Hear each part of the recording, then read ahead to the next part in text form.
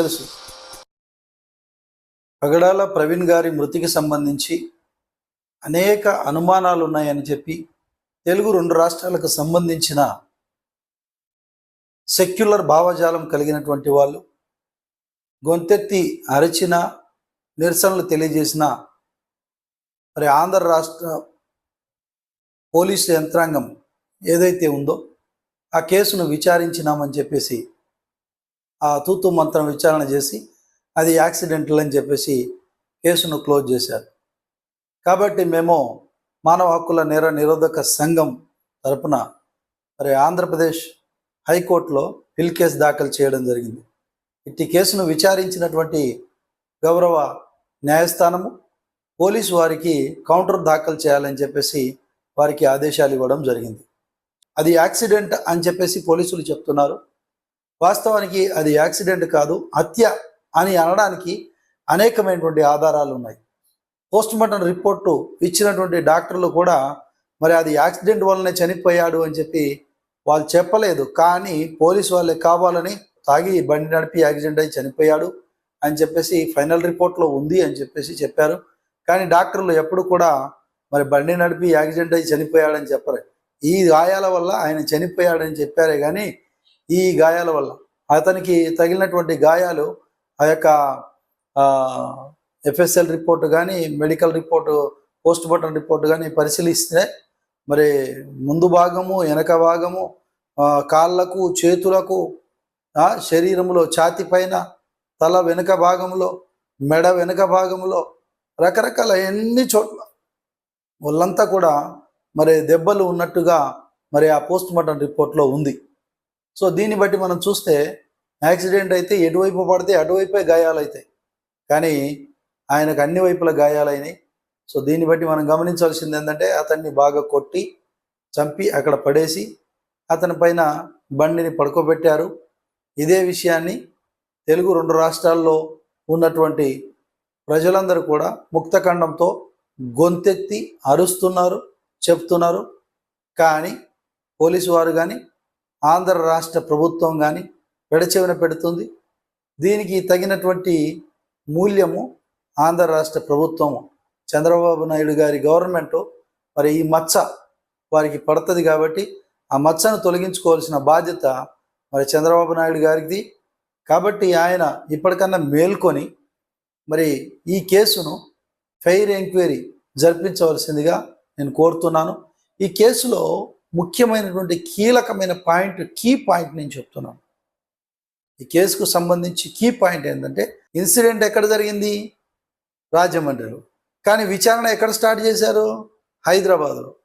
ఎక్కడైనా నేరం జరిగిన స్థలం నుంచి విచారణ చేసే ఇన్వెస్టిగేటింగ్ ఆఫీసర్లను చూశాను, కానీ వీళ్ళేంది హైదరాబాద్ నుంచి విచారణ చేసుకుంటూ పోయారు. అసలు నేరస్తులు అక్కడే ఉన్నారు. ఎవరు ఆ నేరస్తులు? పోలీసులకు తెలుసు. ప్రవీణ్ పగడాల గారు వాడేటటువంటి phone, mobile phone Apple phone.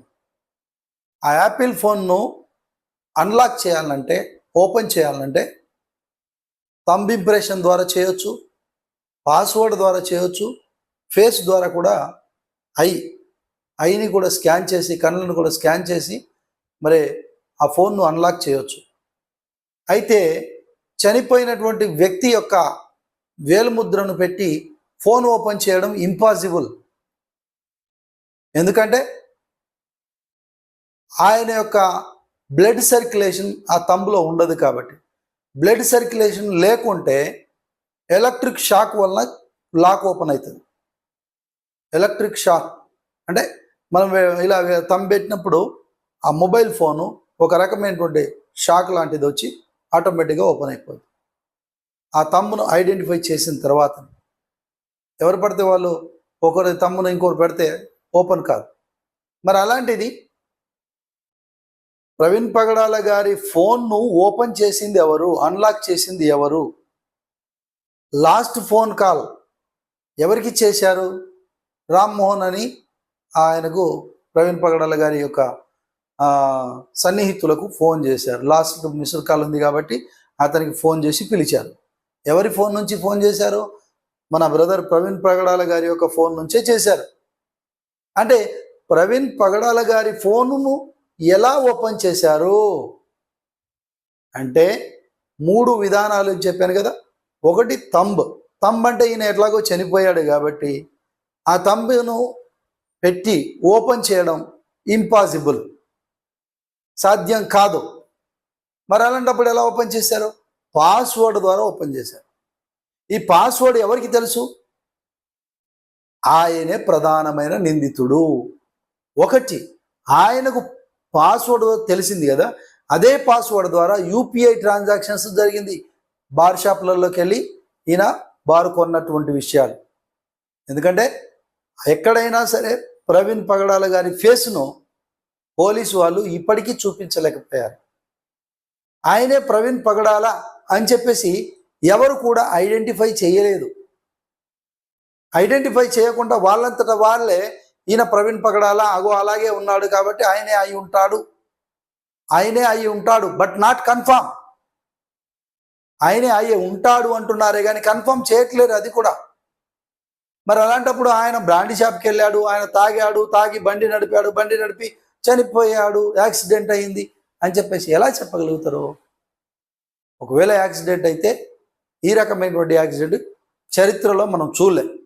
ఎందుకంటే బండిని తన మీదకి వేసుకొని సూసైడ్ చేసుకున్నట్టుగా ఎవరు చనిపోరు. బండి ఒక్క కాడ మనిషి ఒక్క కాడ పడిపోతారు.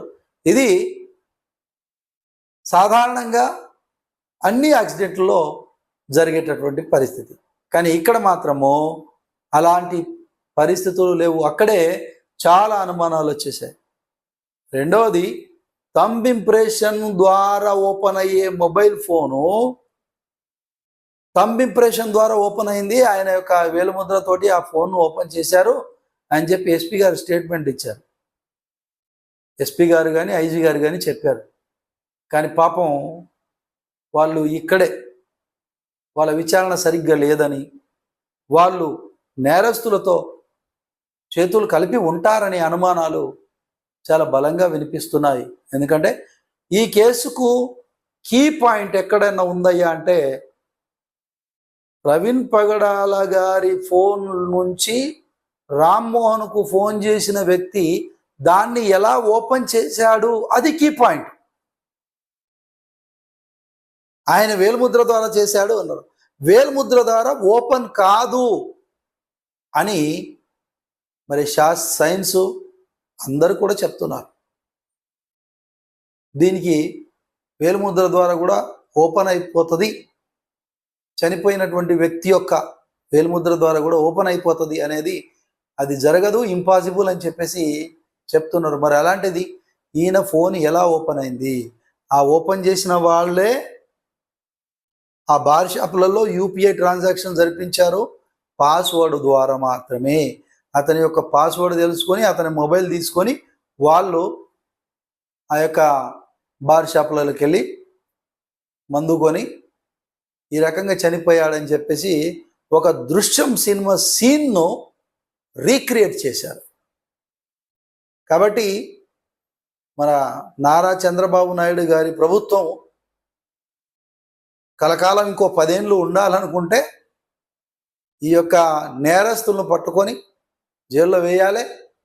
ఇలా తప్పుడు సమాచారం ఇచ్చినటువంటి, తప్పుడు రిపోర్ట్ ఇచ్చినటువంటి పోలీసులపై కూడా మరి శాఖపరమైనటువంటి చర్యలు తీసుకోవాలని నేను మనవి చేస్తున్నాను. ఈ యొక్క వీడియోను అందరికీ షేర్ చేయండి, లైక్ చేయండి. ముఖ్యంగా చంద్రబాబు నాయుడు గారికి చేరే వరకు ఈ వీడియోను షేర్ చేయాలని